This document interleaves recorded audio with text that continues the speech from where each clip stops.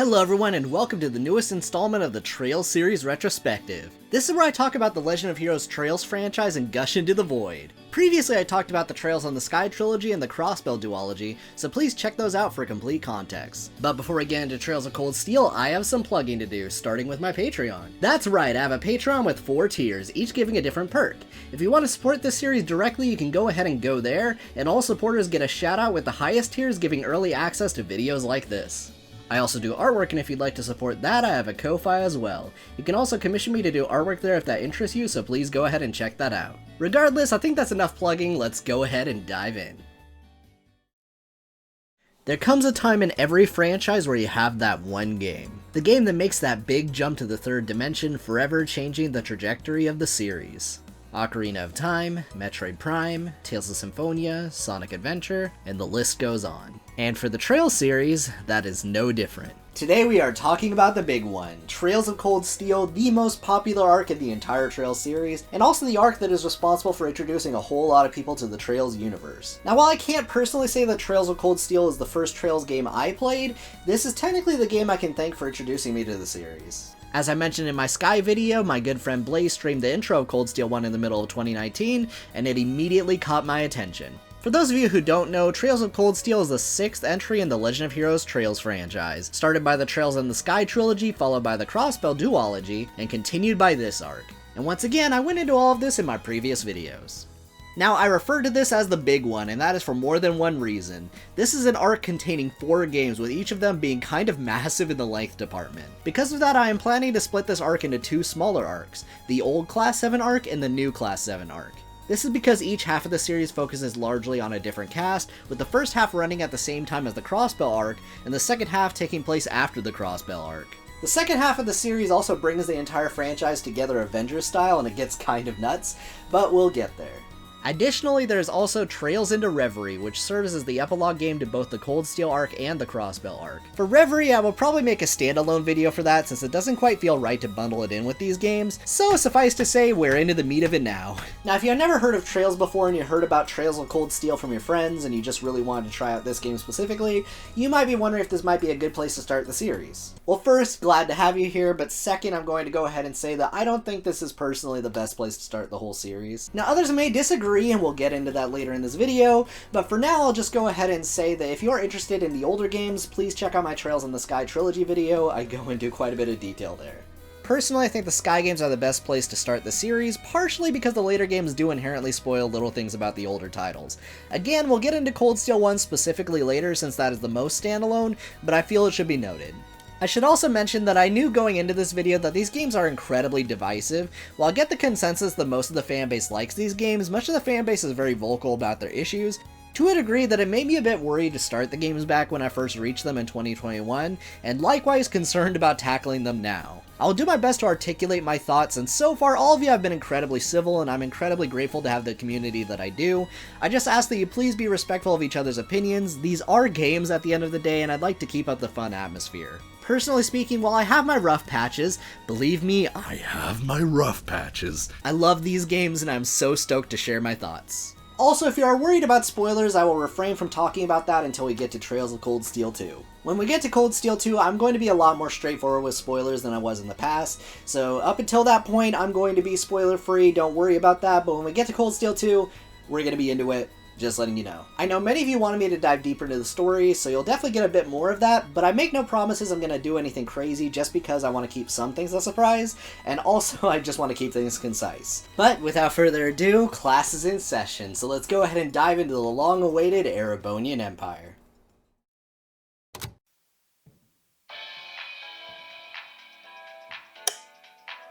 Hello everyone, it's Sunday and you're listening to Aben Time. How are all of you tonight? Here in Trista, the Lino flowers are in bloom, while the students work hard every day at Thors Military Academy. Speaking of Thors, they recently started a new class too, a mixture of nobles and commoners. About time if you asked me. I wonder what the following year will be like though. With the recent butting of heads of the noble and reformists, it might be nice to see the groups get along for a change. I heard through the grapevine there's going to be some kind of multinational gathering in Crossbell in the coming months. I wonder what things are like over there. Personally, I'd like to visit Michelin Wonderland. A nice trip to the beach would do wonders for the skin. Oh, but how would I do this show? Maybe we can take the whole station with me. But enough of my desperate hopes for a trip to foreign lands. To all the students at Thors, don't forget to smile and share lunch with a special someone. Relax and take in the world. Life may take an unexpected turn, but you should never take the people around you for granted. If you work together, I'm sure you can make a difference. As they say at Thors, arise, O youth, and become the foundation of the world. I happened to catch one of the principal's speeches. Was my impression spot on?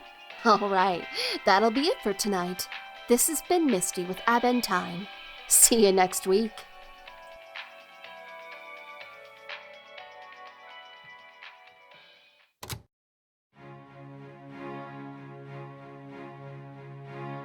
Erebonia is the largest country in Western Zemuria and the political rival of the Eastern Calvard Republic.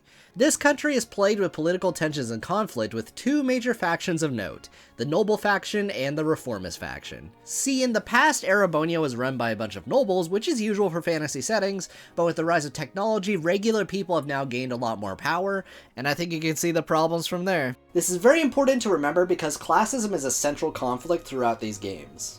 But let's talk about the country itself now. Erebonia is huge, like easily the largest country we have had to explore in the series up to this point. Now, as you would guess, this means that there are a lot of places in Erebonia, so rather than explain them all like I normally would, I'll save that for later. Instead, let's talk about the general feel of this country. Previously, we looked at the Liberal Kingdom as well as the autonomous state of Crossbell. Liberal was a very contemporary country with a bit of an old-timey atmosphere, while Crossbell was comparatively modern. The Erebonian Empire, in contrast, is a bit of a middle ground, but with a militaristic edge to it. Trails of Cold Steel is set during the events of Trails from Zero and Trails to Azure. This means the technology in this region has advanced to a similar level to those games. However, the main difference is that there is a stronger sense of historical preservation. There's a nice return to the comfy vibe of Sky in more than one place of Cold Steel as a result of this, and if you like that about Sky, you'll like that about Cold Steel. The most defining feature of Erebonia is that due to the large size of the nation, trains are the most common form of travel. During Cold Steel 1, you travel by train throughout the entire game, going from place to place, and it is a really fun change from the last few games. Another defining feature of Erebonia is its militaristic aspects. While previous arcs certainly had their own militaries, it's certainly a huge aspect of this country. In fact, the layout of the country, the military focus, as well as the train travel really gave me a lot of Full Metal Alchemist vibes, which is my favorite anime of all time, so I really like that.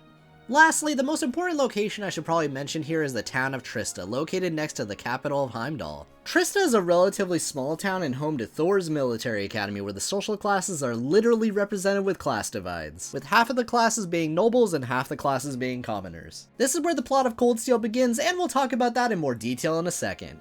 Regardless, that was a bit heftier than my explanation of Crossbell or Liberal, so let's go ahead and finally talk about Trails of Cold Steel.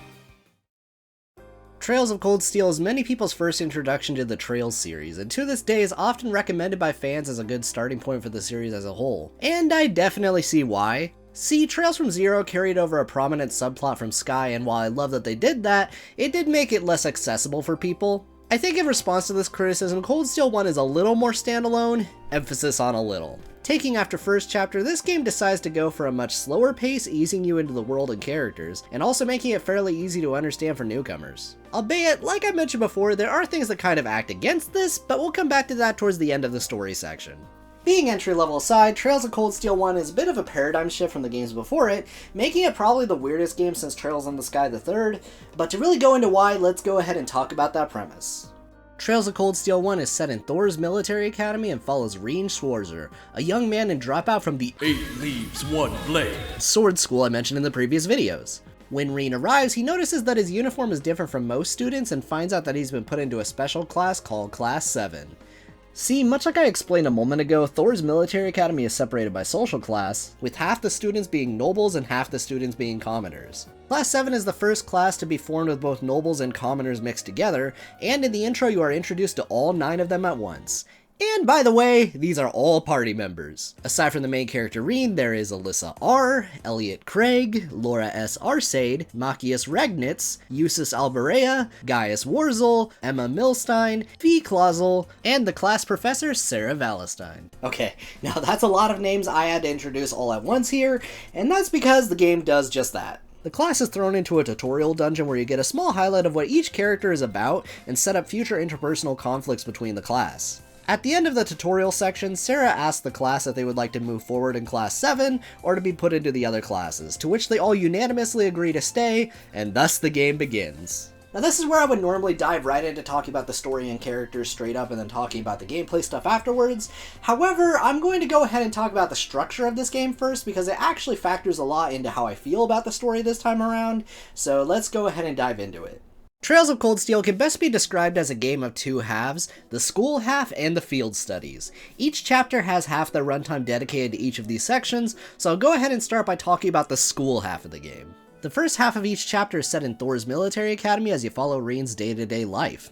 Each chapter basically sees you completing small tasks for the Student Council President Toa, talking to NPCs, and exploring the old schoolhouse out back that mysteriously grows new floors every single chapter. And this is definitely the slowest part of the game that is often compared to Sky First Chapter. Now when I first played this game, these were my least favorite parts as it reminded me a little too much of Fire Emblem Three Houses Monastery, and considering I was fresh off 300 hours of that game, let's just say the burnout was real. However, that wasn't the common comparison I'd heard. No, the common comparison I would hear was Persona.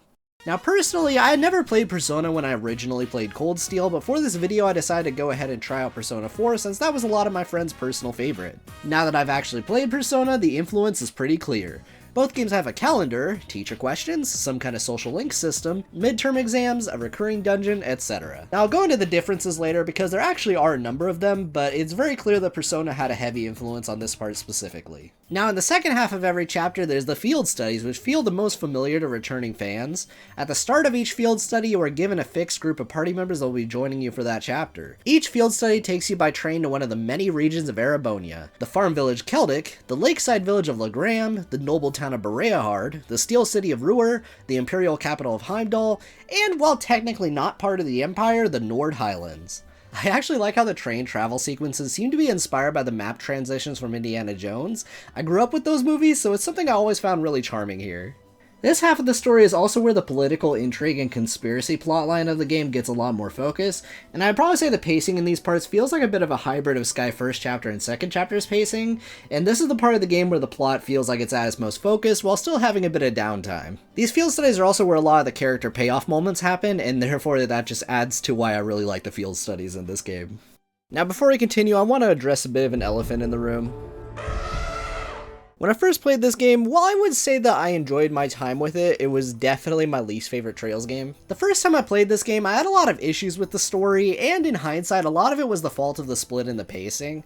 See, I had just come off of Trails to Azure, which is probably the most plot-driven game in the entire series, and as you know, Azure was my personal favorite Trails, so this game's pacing was, let's just say, weird. Now people often say that this game is slow just like Sky First Chapter, but it's not slow in the same way. Sky First Chapter is a slow escalation of stakes. While there's certainly small climactic moments at the end of each chapter much like Cold Steel 1, Sky First Chapter's pacing doesn't really have a clear split like this game does. As a result, on my first playthrough, it led me to not really taking my time in the school sections and wanting to get to the field studies as fast as I could, since I largely preferred the field studies.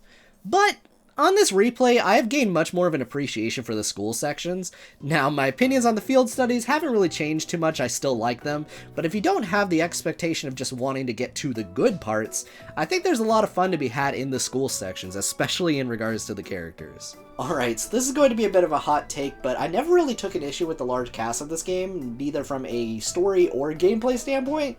I know, I'm crazy. First, I'm a Fire Emblem fan. That series has had an average of 30 plus characters per game, with most of them relying on support combos to get any actual development, and again, that's going to tie into when we talk about bonding events later. But putting my previous experience aside, while it's not perfect, this game does put in a lot of work for this large cast. In fact, I think it's put most other RPGs that's attempted this to shame in my opinion. The smart thing the writers did is break out the party every chapter and write those chapters around developing specific characters, meaning it is much easier to compartmentalize the characters and give them focus throughout the game. Let's go ahead and talk about those characters. Get comfy, guys, I have a whole census to read out.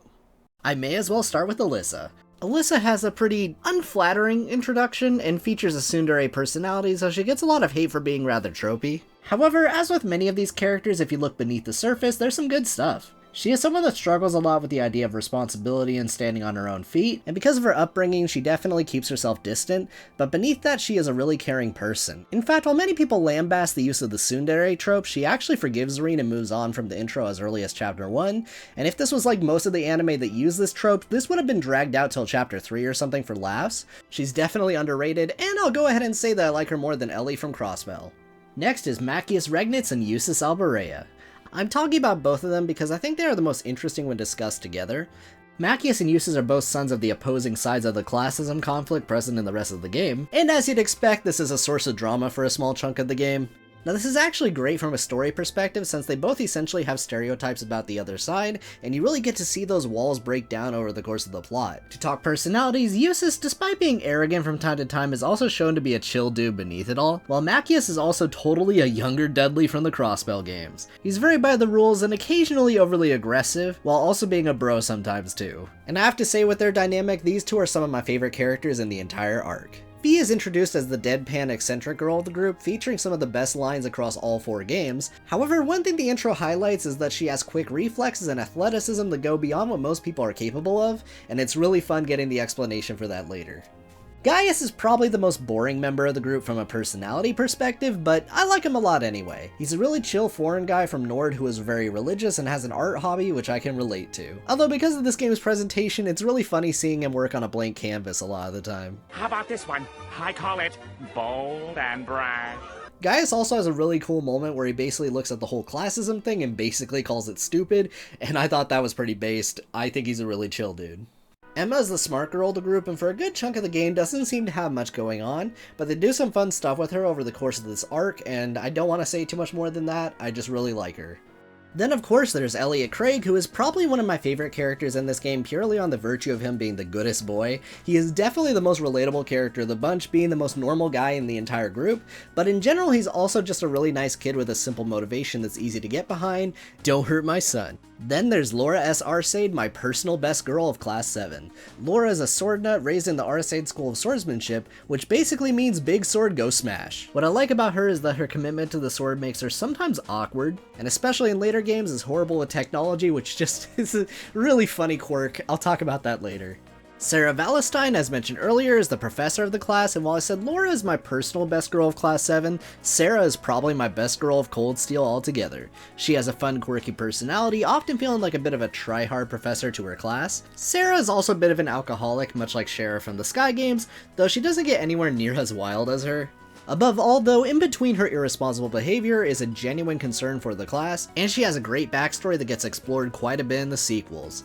Definitely one of the best characters. Also, as a fun bit of trivia, Sarah's last name is named after a Yeast Dungeon with a banging soundtrack, and I absolutely love this song, so you should definitely check it out. There are also 2 other playable characters in the game that joined much later into it that I really enjoyed, but I will not spoil who they are, but I really thought they added a lot of life to the group, and they also added a lot of fun to the gameplay department. Alright, well I've barely talked about him so far, so let's finally move on to the big one. It's time to talk about Rean Schwarzer. Rean is very different from the previous main characters. Where Estelle and Lloyd had larger-than-life personalities, Rean isn't quite that way. In Cold Steel 1 in particular, my initial impressions of him were kinda While he certainly has some really great lines, he doesn't have as many as Estelle, nor does he frequently give cheesy speeches like Lloyd, though he definitely has his moments. I was also informed going in that he's liked by basically every single girl in the class because they wanted dating sim elements in the game, which is something I don't hate like other people, and to be frank, Lloyd had that going on too in his games. However, having replayed the rest of the games and returning back to this, I don't think I gave him enough credit in Cold Steel 1. The problem with Rean compared to the previous main characters is that there's a lot of mystery.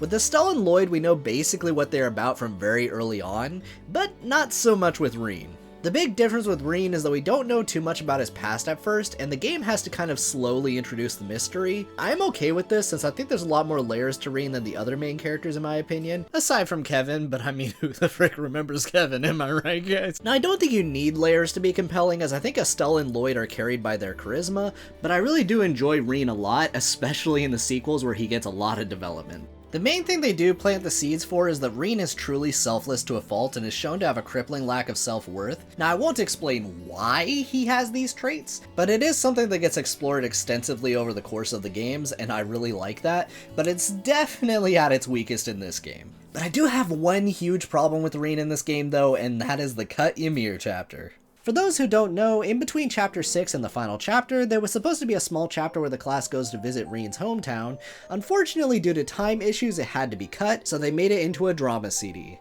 Alongside Onsen shenanigans, because every anime RPG needs one of those these days, we do get to see some developments that are mentioned in the next game, but most importantly, we get a recounting of Rean's most traumatic moment.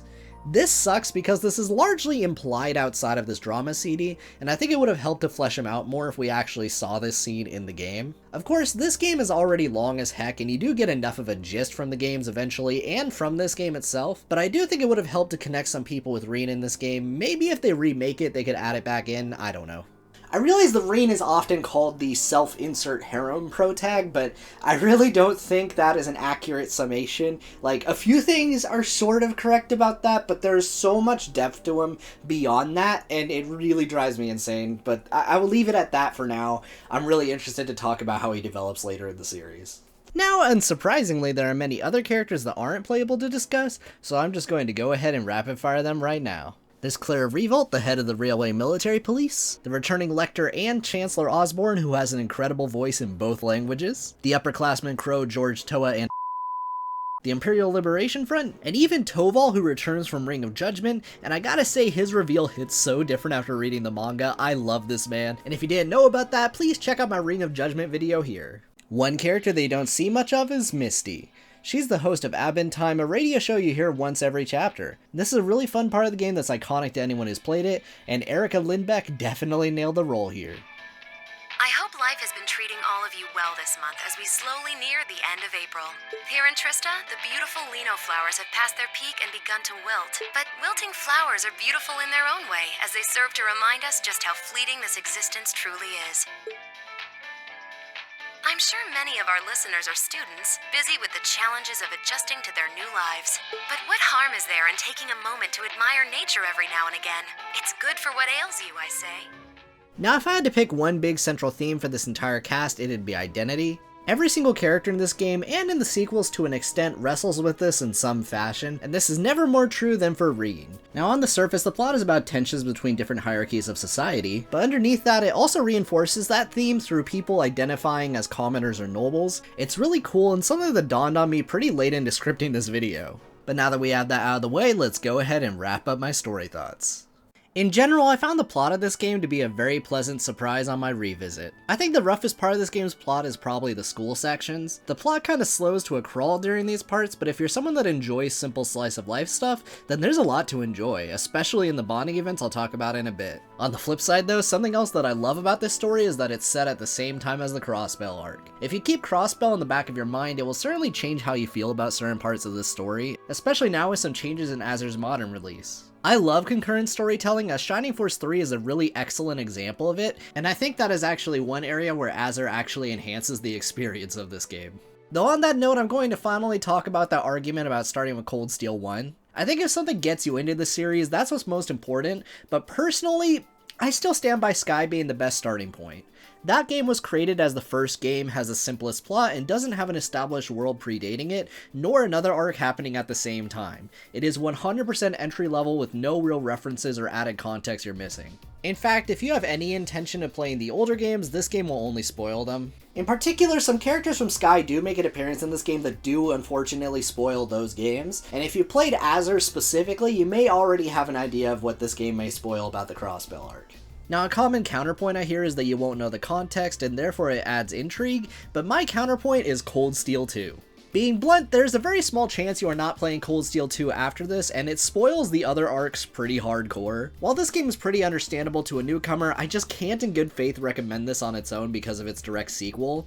Now, if you do not have a PC that can run the Sky games and or you only have a PS4 or PS5, then I understand, and you'll be able to get the gist, but it's definitely not ideal. I'm not trying to gatekeep, but I do think the older games only add to the experience, and you are doing yourself a disservice if you skip them, but I think I've said my piece on this. In general, I've really enjoyed the story and characters of this game.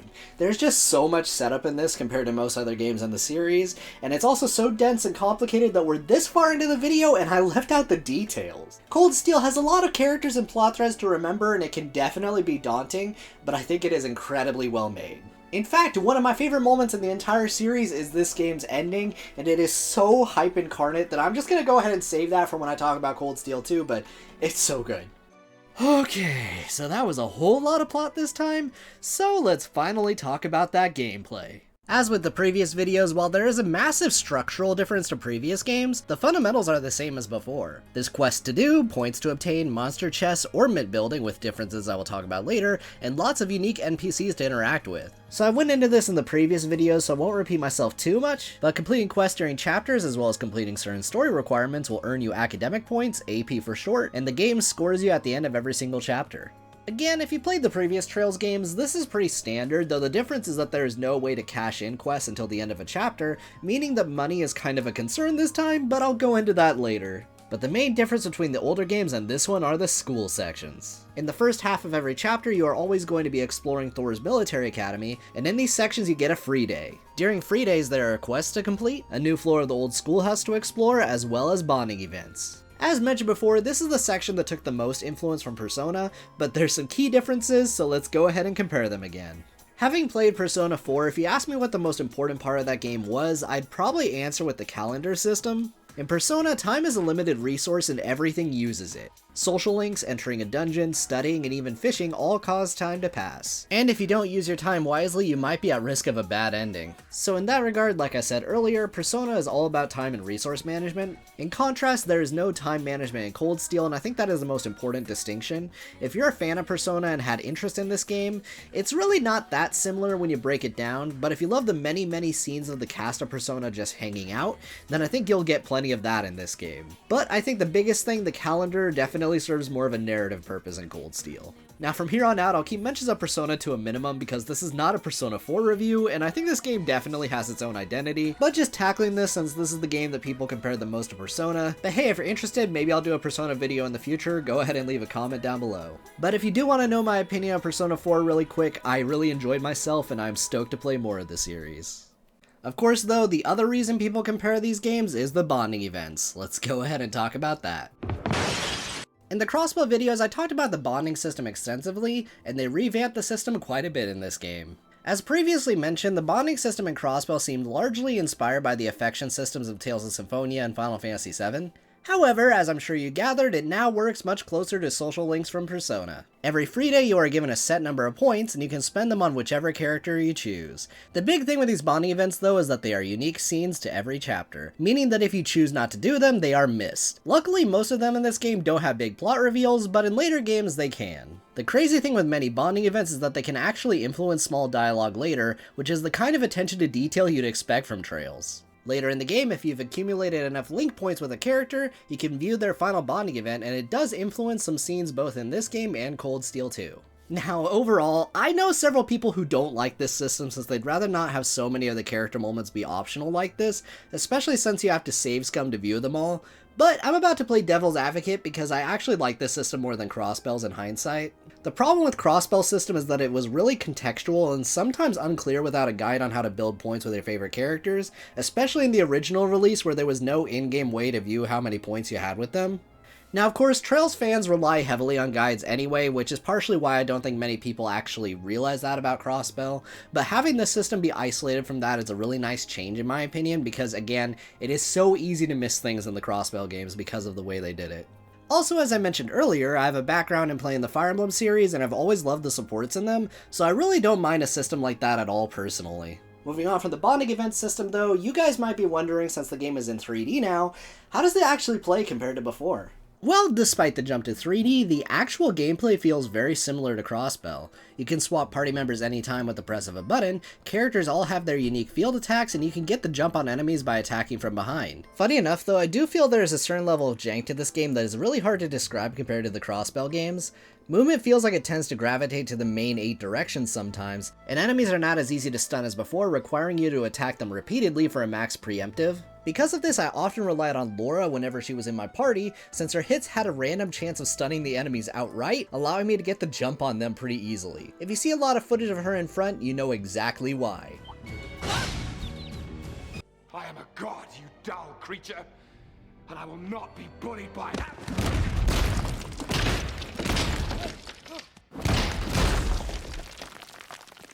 Puny god. On that note, the preemptives in general saw a bit of a tweak. Unlike Crossbell, the advantages aren't as good, with the main bonuses being some extra craft points at the start of a fight. It's still worth going for, but definitely nerfed. But you know, considering how busted the preemptives could be in Crossbell, yeah, I see why they did it. Now, one change from Crossbell is that outside of the school in Chapter 4, this game doesn't have any fast travel. Now, for most chapters, this isn't that huge of an issue since most of the regions you travel to are fairly small, but there's one region where this did become a problem though, the Nord Highlands. I've jokingly referred to the Nord Highlands as the Hyrule Field from Ocarina of Time, but it's kind of an apt comparison. The Nord Highlands are huge, being the only section of the game where you get to ride horses to get around. This is actually an area I like a lot, and it stands out from the other Trails regions, but this is an area that really should have had fast travel. There are some quests in Nord that really ask you to do some back and forth, and I can only imagine how frustrating that would be on the Vita where there was no turbo. Speaking of which, turbo returns in this game, and it is once again amazing. I'm really happy that this is here, and it sticks around throughout the rest of the Cold Steel saga. But on that note, let's go ahead and talk about some more things that return from Crossbell. Cooking also works the same as the previous 2 games, only you obviously have much more characters to work with this time. As I alluded to in the previous videos, the process of obtaining recipes went back to zero system in this game, where NPCs and shops teach them to you. I honestly kind of miss Azur's method since it was far more completionist friendly, but what can you do? On the topic of being completion friendly, one thing I should mention is that unlike Crossbell, this game returns disguise system of each region being locked to a specific chapter. This means that this game has easily the most missables since Trails in the Sky SC, so please use a guide if you can. Now, fishing saw the biggest change in this title. In the last 4 games, the fishing basically was a process of selecting a rod and bait and seeing what that combination gets you. In Cold Steel, they completely axed the bait system from before, choosing to simplify things. Now the type of fish you get is entirely dependent on the type of rod you use, with a limited number of attempts to fish at each pond. But now you can collect ground bait that you can use to get more fishing chances. Like I said, simplified. As for the actual process, it's basically a small minigame where you have to mash a button to catch the fish. This is definitely the most hand-crampy fishing minigame in the series and sticks around in Cold Steel too, but I think it does a good job of changing things up. Something new this game added is the card game Blade.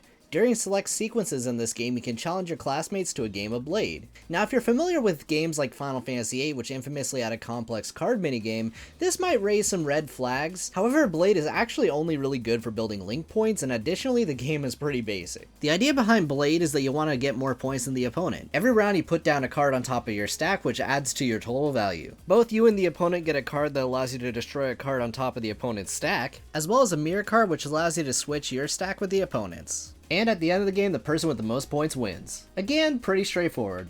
Now, I personally don't care much for Blade because it's pretty RNG based and there isn't really that much skill to it, but it is a fun distraction here or there, and at the very least it is not required for anything major, so again, if you don't want to bother with it, you really don't have to.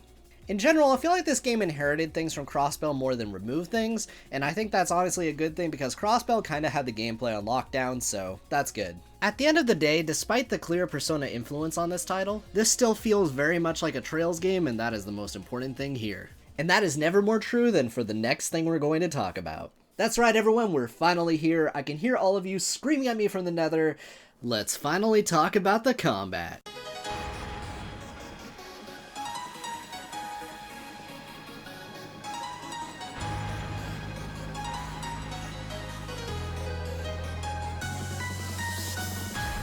Just in case this is the first time you've heard me talk about the combat, I'll go over the basics really quick. The combat of Trails is a turn-based battle system where characters move on a grid. Each character has materia-esque magic called arts and personal skills called crafts.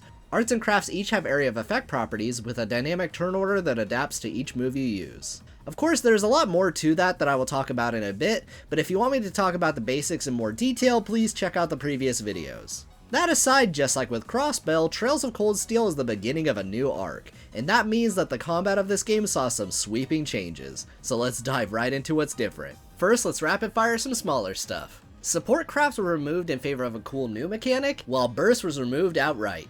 Back when I first played this, one of my least favorite changes was the removal of the combo crafts. Combo crafts added a lot of fun strategy to fights, and they all had some really flashy animations. Now, there's a few reasons these were cut, some of which I'll discuss in a moment, but first let's go into the controversial change, the ornament system.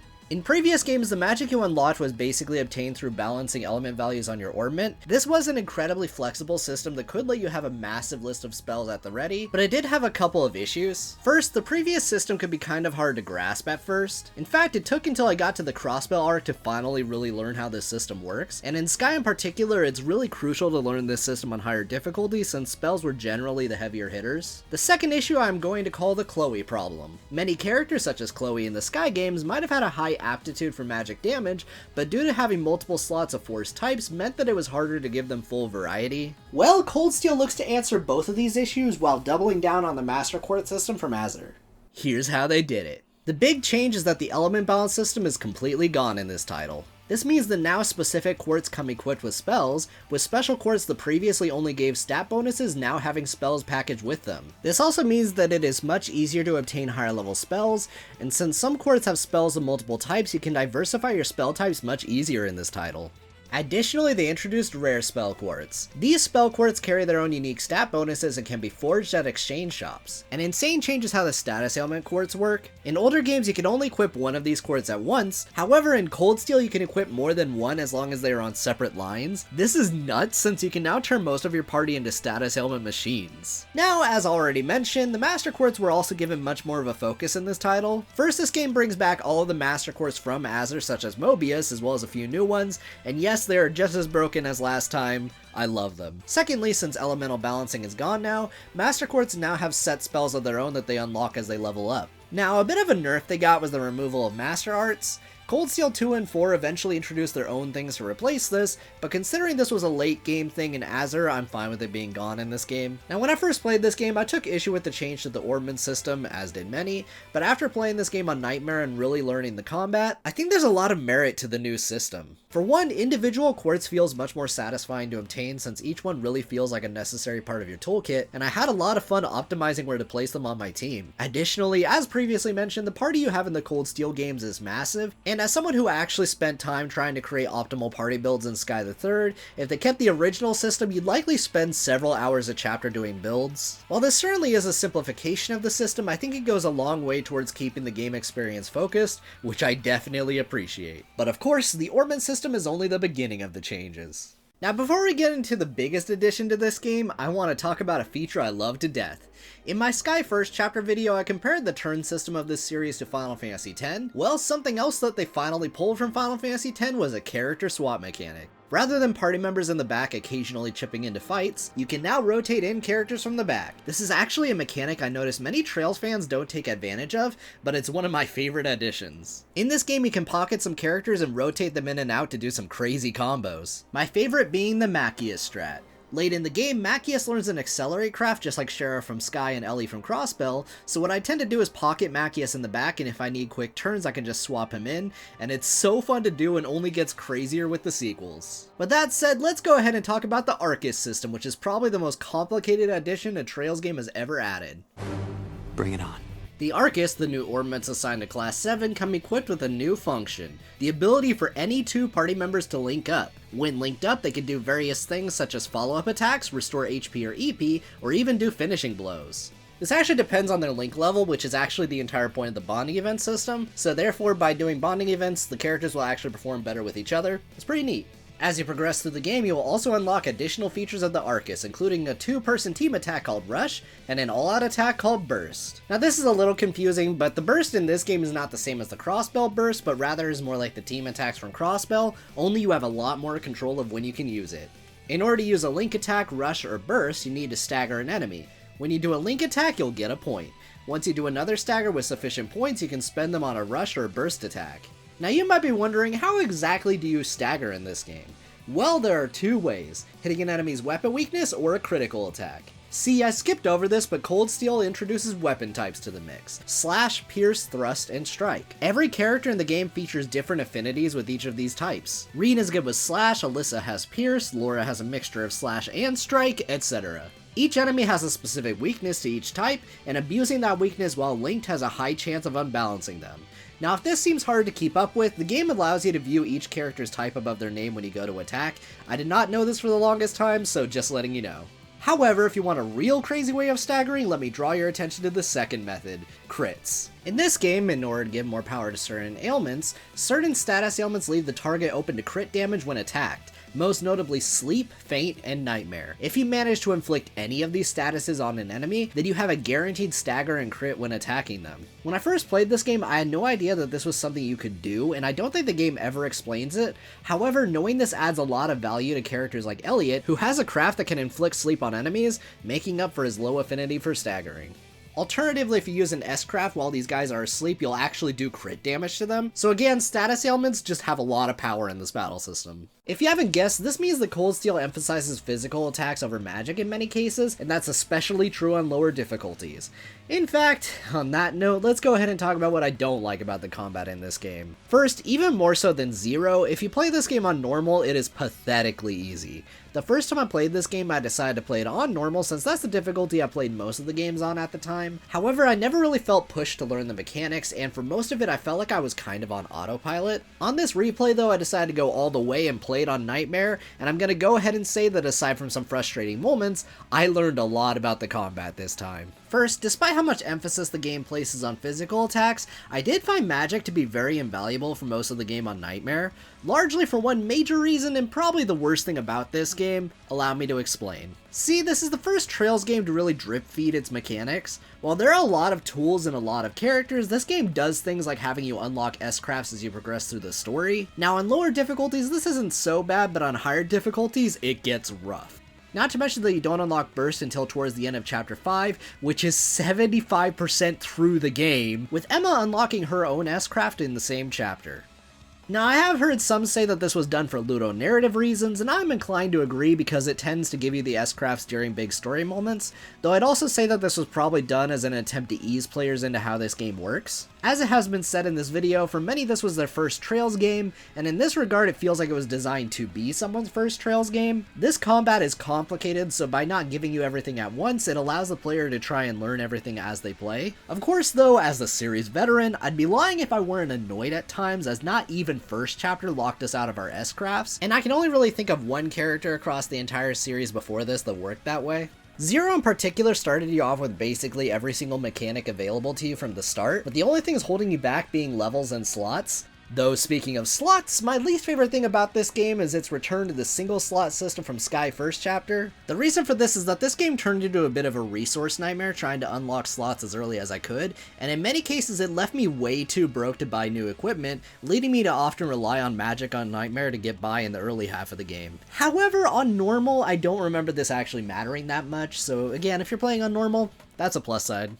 Yet despite all of these issues, the combat of this game was incredibly fun on Nightmare. For one, I really had to learn how to build my teams at the start of every field study. Since they swap your party out every time, it led to a bunch of opportunities to experiment around with different master chords and builds, and oftentimes I had to adjust for specific fights, which was definitely refreshing. While the game certainly drip feeds, by the late game when everything is available to you, there's a tangible sense of power when the game finally snaps in two, which is something Sky FC's combat never really reached. Also, unlike first chapter, the schoolhouse allows you to experiment with different character combinations of your choosing every chapter, and even during field studies you always have a full party.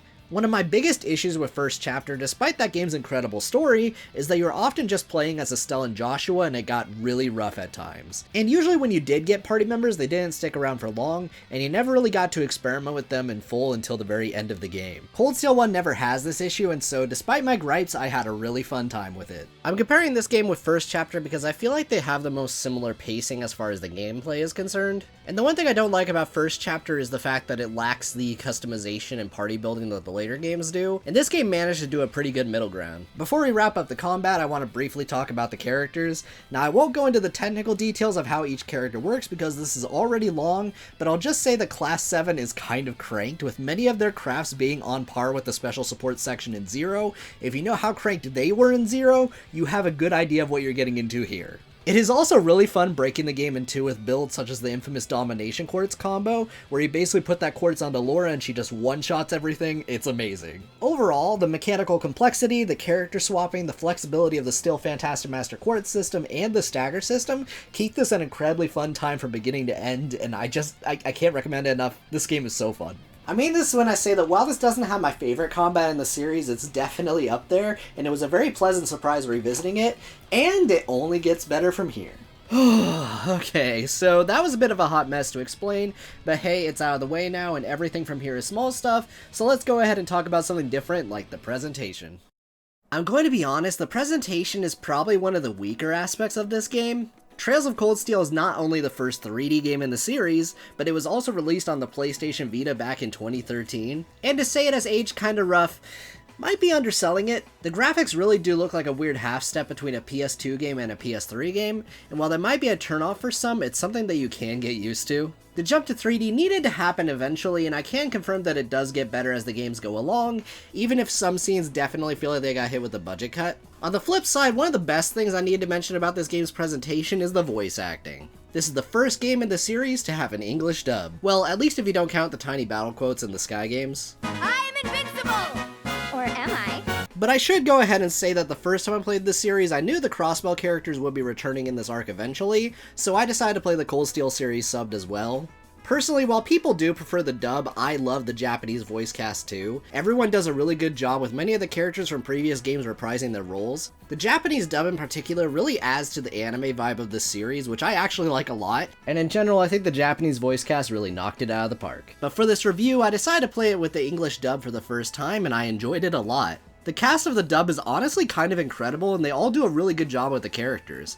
I was very skeptical at first because I am really used to these characters in the sub, but I think they all bring a sense of realism and fun to the dialogue, especially Sarah. Ugh, always tromping around like he owns the place with that smarmy mustache of his. It's one thing to gripe about work, but where does he get off telling me what to wear and how to behave in a bar? Now he keeps telling me I need to hurry up and get married. Yeah, I'll marry my foot to your face, jackass.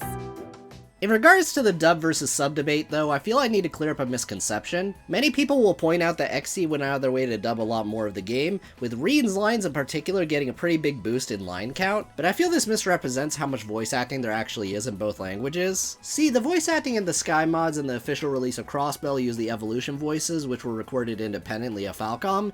As a result, there's actually way more voice acting in those than any of the 3D Trails games.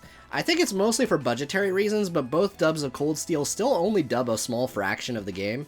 Because of that, I think both dubs and subs are valid, but there's one area where I think the dub definitely wins, and it's the battle quotes. Now these battle quotes are nothing amazing, but occasionally if you win fights with team attacks, the characters will have a small exchange with each other. When playing sub, there's no subtitles for these bits, and it's really unfortunate. Maybe someone can mod it in, I don't know. I will say though, having finally played this dub, I don't think you're really missing out too much with these. It's mostly just, good job, thanks, and stuff like that. That's about it. These definitely aren't the Tales of Victory skits, I can tell you that much. Either way, the voice direction of the English dub in these games are very commonly praised, and I'm excited to see how things go in the following titles. Now for the soundtrack. Alright, now this is where I get to say that the soundtrack for this one is terrible. I'm just kidding, it's great as always. Now, Trails of Cold Steel soundtrack is one that I don't actually go back to as much as the others, but it's really good. Since we're back to a low-key game like Sky First Chapter, the soundtrack is adapted a bit to that style. However, I think the biggest difference between Cold Steel's soundtrack and First Chapter, well, aside from sound quality, is that the melodies are a little less subdued. Let's go ahead and talk about some. The music at Thors Military Academy generally has this really chill vibe, with a really catchy song that shows up during the evenings.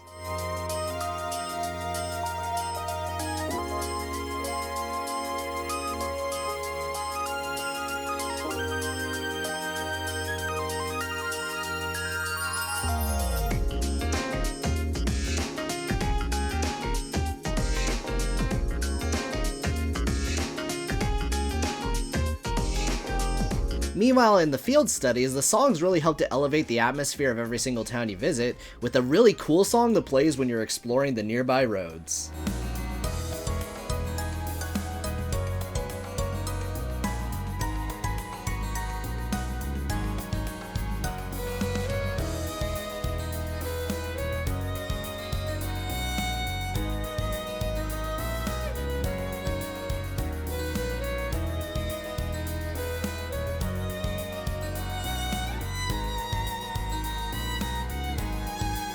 This song is very reminiscent of Looking Up at the Sky from Trails in the Sky SC, and in the official soundtrack this song is called Another Sky.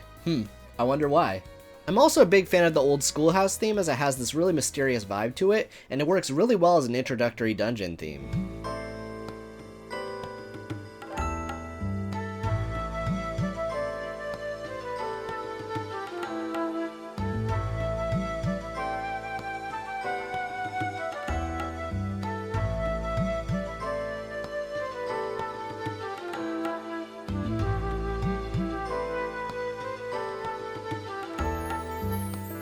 Then there's this game's battle theme, Glint of Cold Steel, which is actually what this game was named after by the localizers, and it's actually kind of what got me hyped to play the series back then. I really like this track.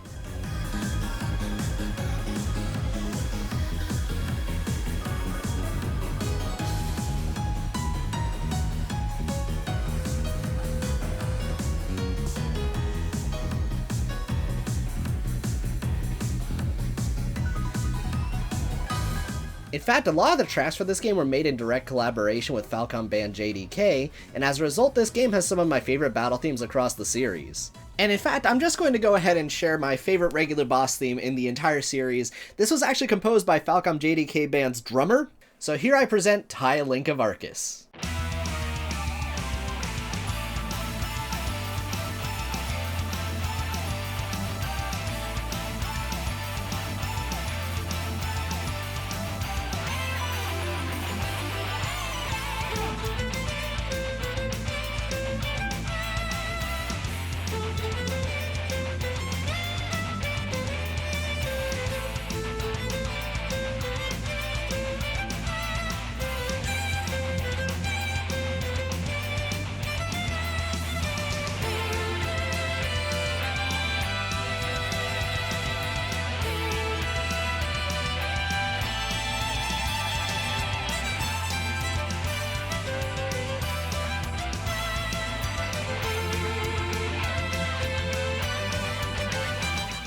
There's also this general through line I noticed of violins being everywhere in this soundtrack, and it's beautiful.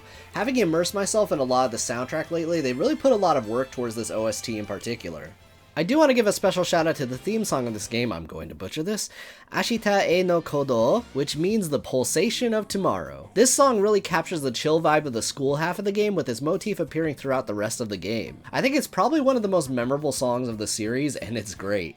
Alright, there's one more song I want to talk about. This is actually a song I originally meant to talk about in my Trails in the Sky video, but I realized it would actually be better to talk about it here, and that song is The Final Choice. If you don't know, The Final Choice is a song from Trails in the Sky the Third that plays in two specific areas, but one place in particular was a door meant to foreshadow this arc. This song's melody, because of that, actually shows up all over the Cold Steel soundtracks, with an example being the theme of the capital of Heimdall.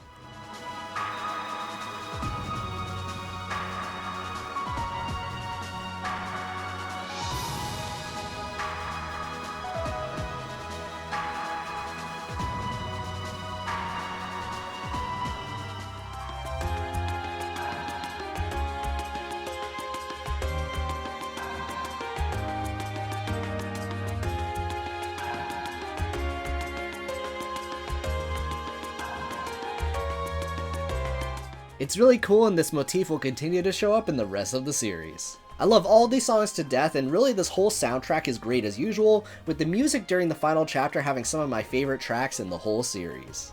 In general, I'm definitely biased towards the Crossbell soundtracks, as I've definitely listened to those a lot more than either Sky or Cold Steel, but I can say that the quality can't be understated. They did a fantastic job, and Falcom's sound team really doesn't miss. Alright, before we wrap things up, let's go ahead and talk about some small stuff.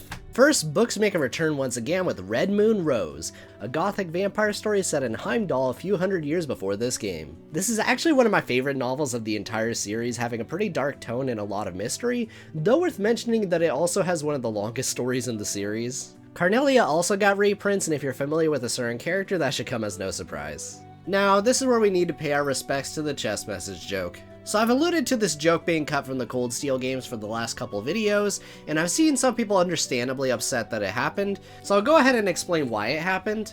This joke was only in the localization, never in Japan. Xseed basically saw that there was a separate text instance of the chest is empty for every chest in the game, so during Sky's localization it just kinda came into being. In the Cold Steel games, once a chest is open, there is no way to investigate it afterward, meaning that there was no text to replace. Now, in theory, Xseed could have added a dialogue instance to every single chest, but I'm willing to bet it was probably more effort than it was worth. I was pretty torn up over this the first time I played these games, but I got used to it over time. Nonetheless, it is sad to see it go. Now, I don't want to talk about the completion process this time, but I do want to talk about how they changed New Game Plus. Cold Steel 1 brings back New Game Plus, but once again revamped things a bit. In the Crossbow games, unlocking features for New Game Plus was a reward for being a bit of a completionist and going for every single trophy. In Cold Steel, you have a set number of points to spend.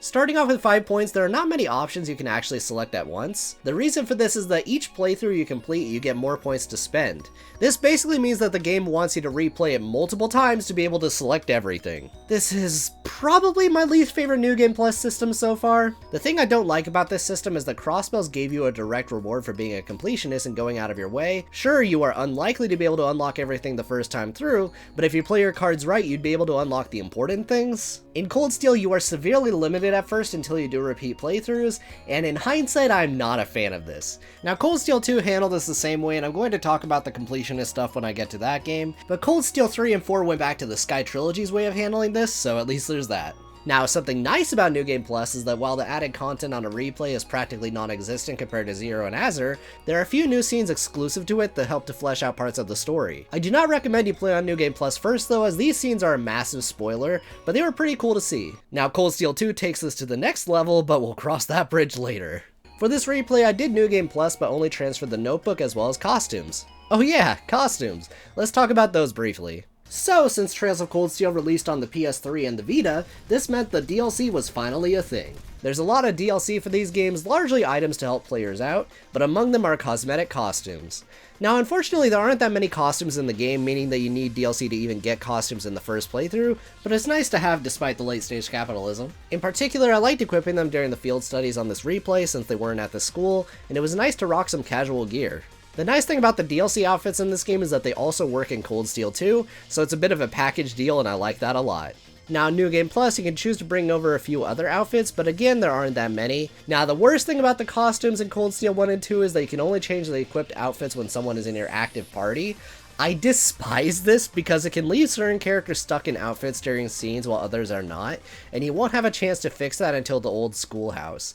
It's a really dumb quirk. Now, on a more positive note, I want to talk about what might be Falcom's crowning achievement in NPC writing, the students of Thors Military Academy. In previous videos, I had praised Falcom's attention to detail in writing their NPCs with character arcs that progressed over the course of the games. This holds true for the NPCs of Thors especially, as they took it to the next level here. Most of the students of Thors feature unique character designs leaning into some kind of trope. The para-twins Lind and Vivi, the occult club girl Beryl, the hopeless romantic Vincent and his stalker Margareta, the Fujoshi Dorothy, the clumsy girl Mint, Alan and his childhood love Bridget, and many, many more. Every one of these students, and especially the faculty such as Thomas and Nightheart, are all very realized characters with profiles you can update as you interact with them over the course of the game. It's actually insane, and I think this is the area where Trails took the persona concept, but fleshed it out with that Trails identity. Thors feels very real and kind of immersive in that regard, like you really get to explore an anime battle school. Now, one last thing I want to mention is that the title screen actually changes as you progress through the game.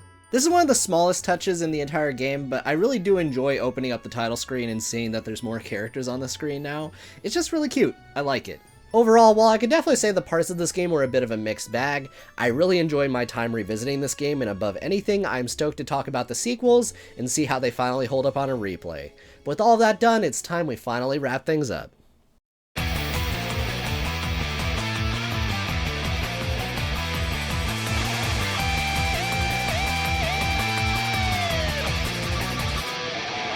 I think I can confidently say that I don't think Cold Steel 1 is perfect. This game has a bit of a jarring split in the pacing, several beloved features of the combat from previous games were retooled, the large cast of this game adds a lot of length to the story, and while I enjoy the bonding event system, I definitely see people's issues with it. This is definitely a flawed game through and through, but personally, I had a blast replaying it. Maybe Nightmare Mode did a lot of the heavy lifting here, but I got a massive kick out of the party building, the cozy atmosphere of the school setting, and the field studies were just as great as I remembered. In fact, the story in general was a lot better than I remembered, with an insane amount of setup for later titles, with one scene in particular kind of blowing my mind. Additionally, as I mentioned several times throughout this review, the ending of this game was just as hype as it was the first time, and it will probably be one of the most iconic stretches in the entire series.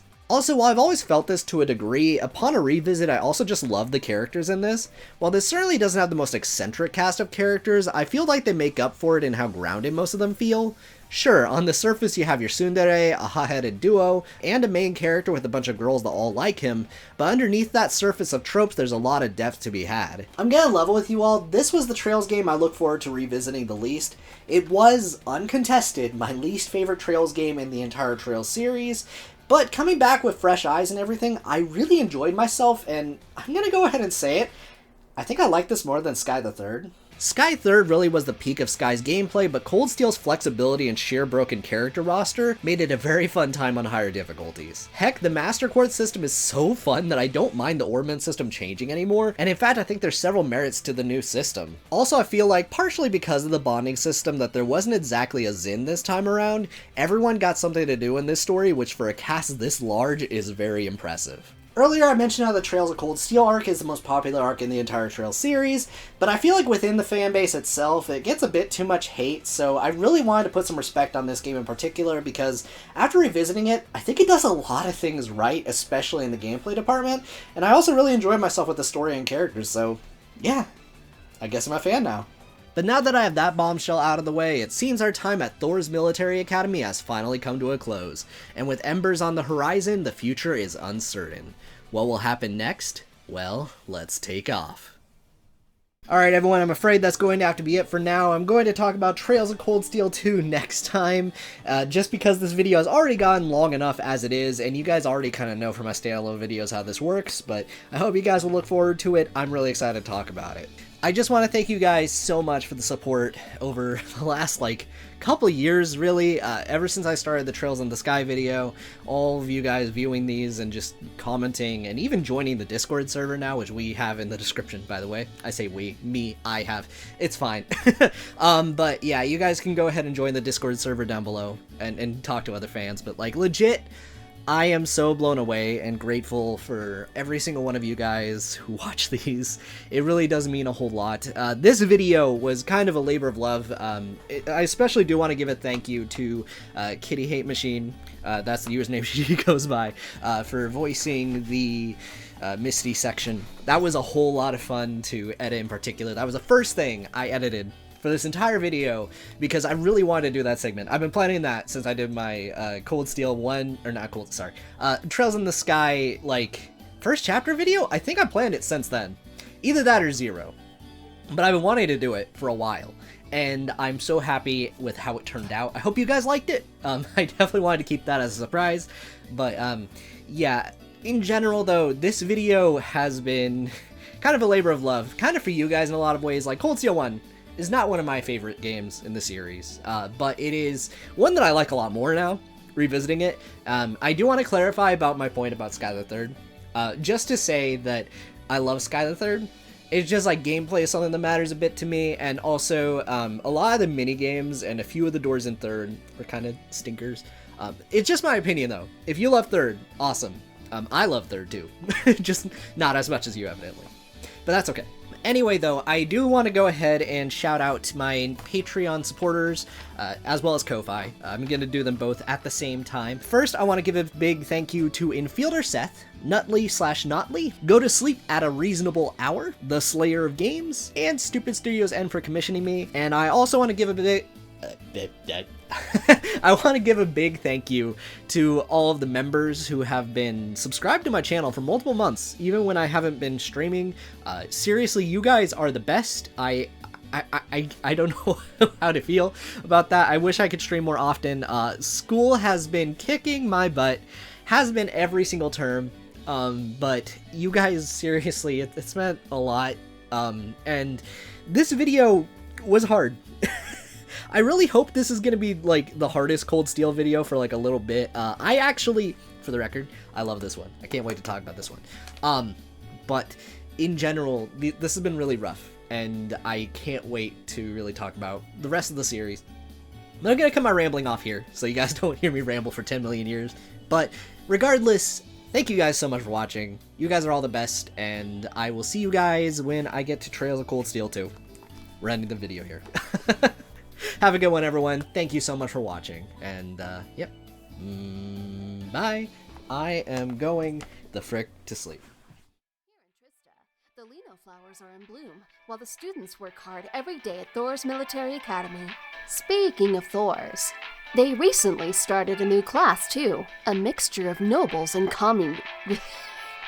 I almost said communists.